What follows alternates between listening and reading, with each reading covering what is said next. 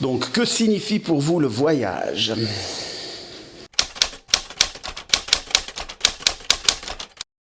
Le voyage, c'est deux choses, quoi.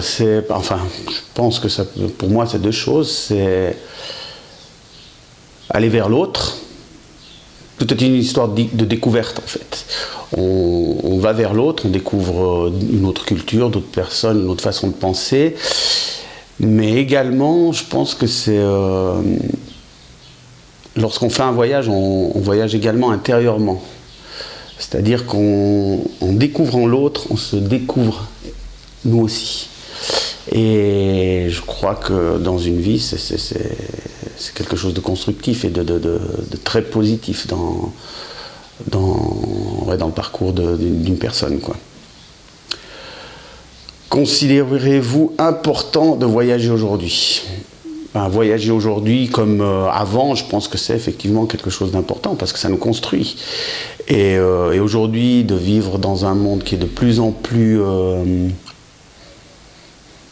virtuel, on n'appréhende pas les choses de la même manière. Il n'y a pas les odeurs, il n'y a pas les couleurs. Enfin, les couleurs, oui, peut-être, mais c'est jamais la même chose que d'y être en personne, quoi.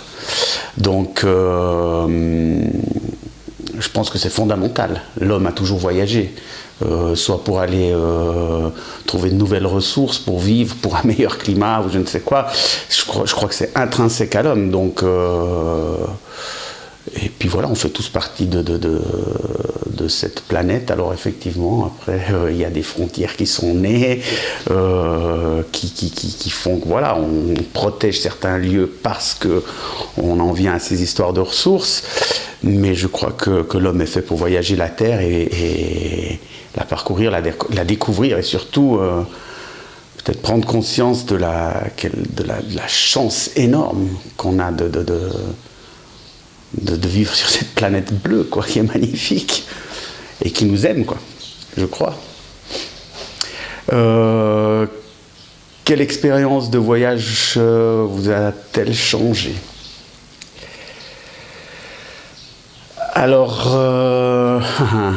je pense que chaque voyage nous change. Moi, je viens d'une famille d'immigrés italiens, donc les 20 premières années, c'était le rituel d'aller tout le temps au même endroit en Italie où mes grands-parents vivaient. Donc, j'ai pas beaucoup voyagé à ce moment-là, mais quand j'ai fini ma matu, j'ai fait un interrail avec un pote. Et on a fait une grande partie de l'Europe et c'était l'aventure, quoi. C'était l'aventure, on avait très peu d'argent par jour, donc on devait se débrouiller. Il y avait effectivement à l'époque pas de téléphone portable, donc c'était vraiment... c'était magnifique, c'était comme si il y avait une boîte qui s'ouvrait, quoi, sur quelque chose de magnifique, qui était le fait de découvrir d'autres lieux, d'autres personnes et d'autres mentalités, d'autres langues. Et donc ce voyage, effectivement, il a été très important.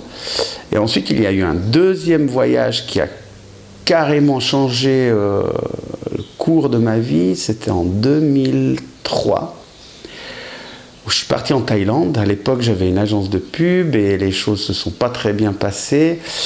Et donc j'étais un peu en burn-out. C'était une période très difficile psychologiquement. Et la personne avec qui j'étais à l'époque, on me bassinait pour partir, puis moi j'étais dans mon truc de travail, il faut bosser les clients, les machins, les trucs, et puis voilà, puis tout ce que j'avais construit se cassait un peu la figure, et puis voilà, j'ai pris un mois de vacances que j'avais jamais pris pendant les 15 ans que j'avais travaillé, enfin 10 ans que j'avais travaillé. Je prenais 2-3 jours comme ça, on partait avec des potes, on se mettait à l'envers et puis on revenait pas beaucoup ressourcés finalement.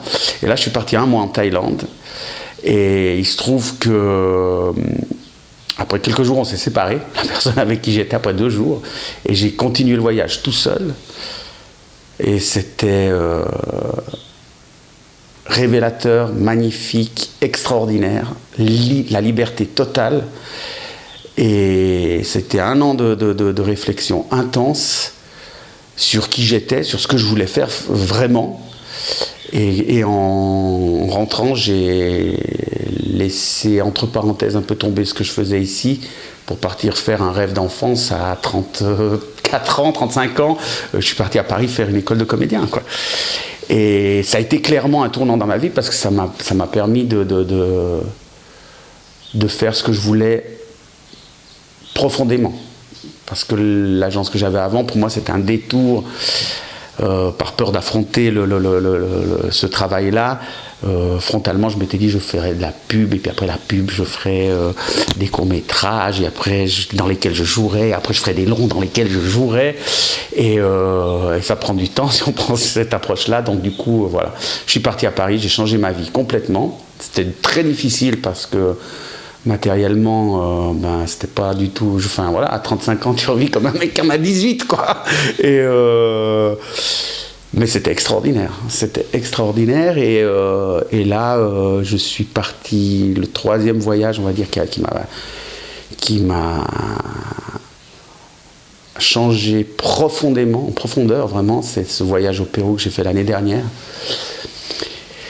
qui m'a ouvert là encore je suis parti voir des chamans et ça m'a ouvert à un savoir ancestral qui est effectivement remet beaucoup de choses en cause, mais qui a tendance à me recentrer en fait et à aller vraiment à l'essentiel de ce qui est important pour moi, mais pas de manière égoïste en fait, de manière à lorsque tu as évacué certains problèmes ou que tu t'es recentré. Je pense que c'est à ce moment-là que tu es aussi le meilleur pour les autres. Donc oui, le voyage, je pense que c'est vraiment quelque chose qui nous ouvre, quoi, qui nous ouvre face à nous-mêmes. Des fois, il y a des choses difficiles à accepter. Hein. Là, ce voyage au Pérou, lorsque tu fais certaines cérémonies avec certains chamans, c'est, tu vois ta part sombre, quoi, et c'est pas très agréable, quoi. Mais c'est ainsi que tu grandis, je crois, que tu grandis intérieurement, du moins. Si vous pouviez partir seul, partiriez-vous? Et si oui, où iriez-vous et pourquoi? Alors moi, j'adore partir seul. À part si, voilà, comme au Pérou, je prends un caméraman parce qu'il y a une intention de laisser un témoignage de ce que j'ai fait, de ce que j'ai vécu, pardon. Mais oui, je préfère clairement partir seul, parce que c'est de cette manière que je rencontre plus facilement les gens. Et puis voilà, puis il y a des moments de solitude quand tu pars seul qui sont très nourrissants, personnellement. Donc ouais, c'est quelque chose que j'aime beaucoup. Un livre ou un morceau de musique pour un beau voyage. Ah.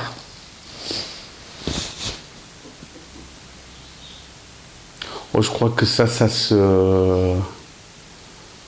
le livre ou le morceau est lié au moment qu'on traverse dans la vie, quoi.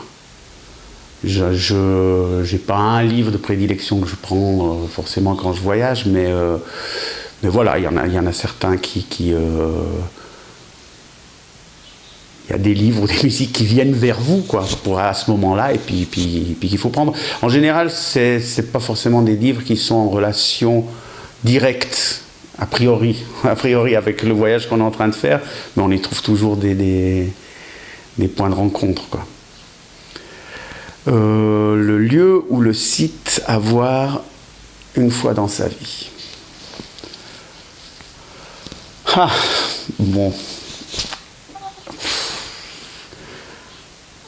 Je trouve que la Terre est un endroit tellement beau et extraordinaire qu'on ne cesse de voir des choses et de découvrir et de dire ah là j'ai vu j'étais avec mon fils qui a 4 ans que je vais emmener en voyage avec moi dès que je pourrai, dès qu'il sera assez grand et que ça ne soit pas un calvaire pour lui et pour moi.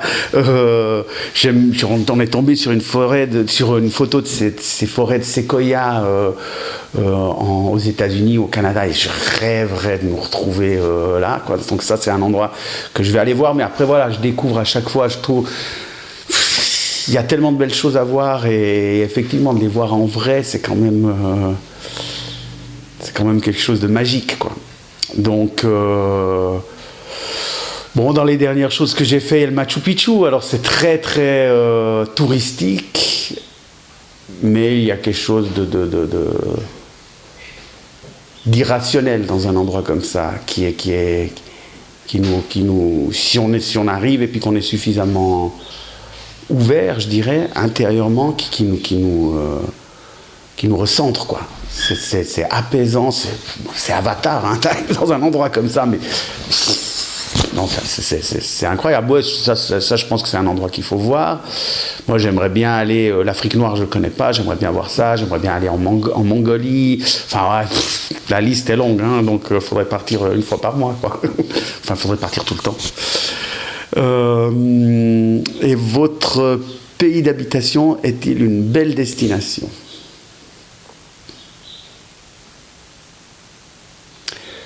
Je pense que la Suisse est un magnifique pays. Là, je parle de géographie. On a vraiment une variété de climats qui est magnifique, quoi. Enfin, voilà, on peut passer de la haute montagne à être au bord du lac en 2 heures de temps, et on change totalement de contexte. Je ne sais pas si la Suisse c'est une belle destination. Enfin voilà, en y habitant, c'est un peu difficile de juger ça comme ça. Je trouve que c'est un pays qui est très agréable à vivre, surtout lorsqu'on a envie d'avoir un contexte un peu plus calme. Je pense qu'à l'époque où on vit, c'est pas un luxe. Et si on a des enfants, je pense que c'est bien aussi. Après, non, mais je crois qu'à visiter la Suisse, c'est un pays qu'il faut voir quand même, parce que c'est magnifique, quoi, c'est magnifique. Alors c'est peut-être, pour nous, c'est peut-être pas exotique comme ça peut l'être pour un Japonais ou un Chinois ou un Indien ou quelqu'un qui vient du Nigeria, mais non, mais c'est beau, quoi. Ouais, moi j'aime bien ce pays, quoi, je l'aime bien. Après, la vie de tous les jours, si on veut rentrer dans un côté peut-être un peu plus politique, je trouve que c'est... et philosophique, c'est un pays qui est ambigu, je trouve. Parce que c'est un pays où il y a un savoir-vivre ensemble, en fait. Mais ce savoir-vivre ensemble nous oblige, d'un point de vue personnel, à nous... C'est un peu la réflexion que j'ai aujourd'hui, alors elle peut évoluer dans quelques temps, quoi, mais... Et c'était certainement pas la même il y a quelques années, mais se vivre ensemble, et je pense qu'en Suisse on vit bien ensemble, il y a le sens du compromis, on essaie de s'arranger avec son voisin, etc. Mais ça nous oblige aussi à faire une croix, ou en tout cas à mettre un peu de côté nos aspirations et nos envies personnelles, quoi, des choses qui nous vraiment nous bottent, parce qu'elles risquent de froisser ou de gêner le voisin, ou le voisin. Et je vais remettre ça. Et donc voilà, je trouve que c'est un pays où on est dans l'autocensure parfois. Et l'autocensure, c'est jamais bien, dans la mesure où je pense qu'une des choses vitales, c'est le partage.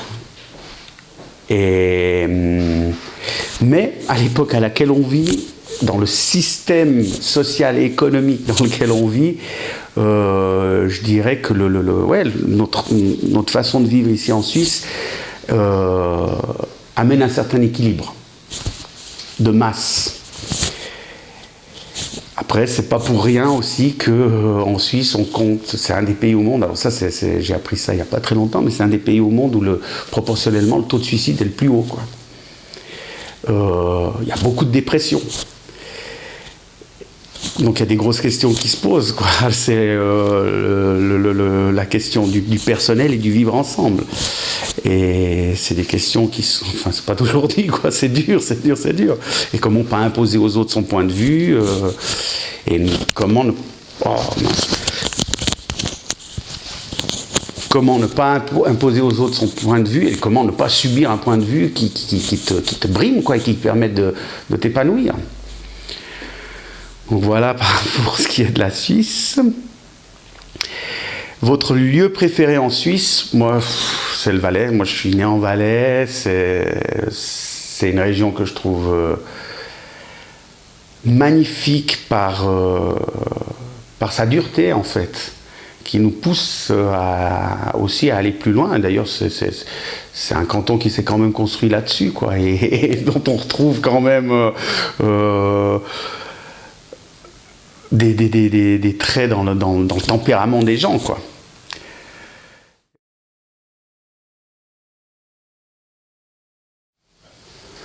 Alors si vous aimez vraiment voyager, aimer les gens que vous rencontrez, et je pense que votre vie sera encore plus belle.